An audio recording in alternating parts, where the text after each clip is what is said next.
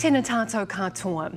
Brothers Danny and Roberto Jazz showed no emotion as survivor after survivor faced them in court today to detail the horrific impact their crimes have had on their lives. They were sentenced to terms of 16.5 years and 17 years for their 69 convictions on drugging and sex charges.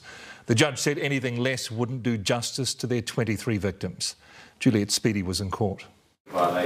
Sophie Brown, one of the 23 brave survivors of the Jazz brothers. You stole my right to autonomy over my own body away from me, and for those things I'll never forgive you. She waived her right to name suppression and is the only woman we can show. When it comes to romance and relationships with men, I become a timid pushover who fears that if I don't please them, I'm not doing my job as a woman, offering up what is rightfully owed to them.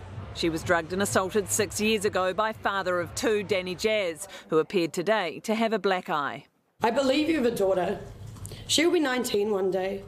You've made sure that she continues to live in a world where women are exploited. She continues to live in a world full of men like you. 7 other women came to court today to deliver powerful victim impact statements to the two sexual predators who looked them in the eye with no reaction or emotion. Your disregard towards women is disgusting. The 2 women who broke this case open stood together and spoke, drugged and violated by Roberto Jazz when they were both just 18. That night you took my innocence when you decided to violate my innocent young body. Not only did I have to process that, but to watch you violate my friend's body. All the women talked of short-term physical pain and long-term emotional trauma. Danny, I feel utterly sad for you and what you're going to experience, and your sentence will never be able to get myself back to the way I was prior to the event. One was read to the court by a support person.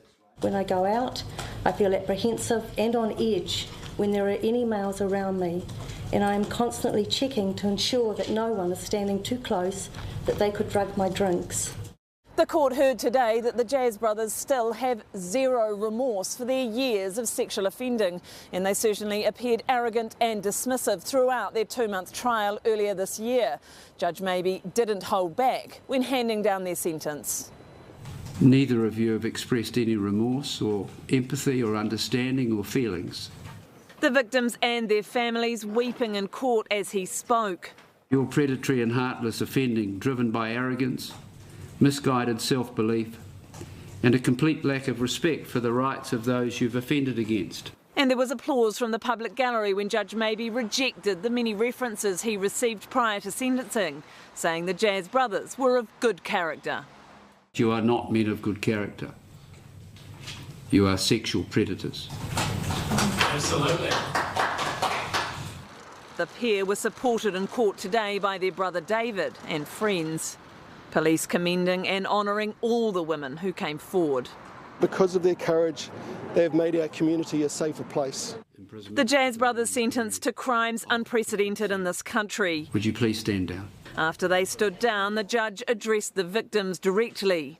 It is now for you to move on as best you can. And I think you will. And forever united in the fight for justice, they finally got today. Juliet has covered this case from the outset. Kia ora, Juliet. These crimes have affected the whole Christchurch community.